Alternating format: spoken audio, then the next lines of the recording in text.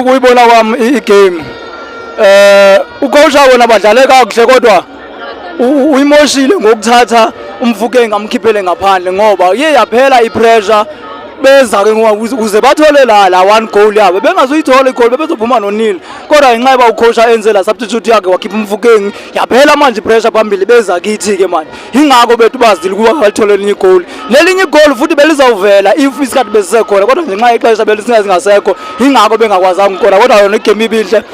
i-man of the match yami ngeke ngabona ukuthi umfanele vele uMabaso iperformance yakhe iyayasho ukuthi angaba yi-man of the match so i-man of the match yami ibinguye vele uMabaso indlela adlale ngayo ngithandile. Chance yokuwina i-Nedbank Cup amathuba ukuthi siyiwin i-Nedbank Cup kuba-ke ngisabheke ama-players akhona njengangoku asaqhubeleka phambili lokho mane qualifier indlela adlala ngayo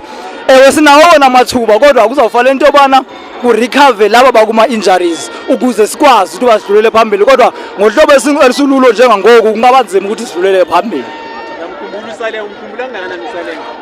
uSaleng ngiyamkhumbula kakhulu ngoba uSaleng xa uzombheka kulamakhaphu wonke awu-5 uneqhaza awanye unento ayenzile ukuze sikwazi into basiwawine isitha u-assistile or ukorile kodwa nje uSaleng ngiyamkhumbula kakhulu kuba ngabuya nje yonke into ingaba right ngiyacabanga ukuthi yonke into singaba nayo wa-Pirates.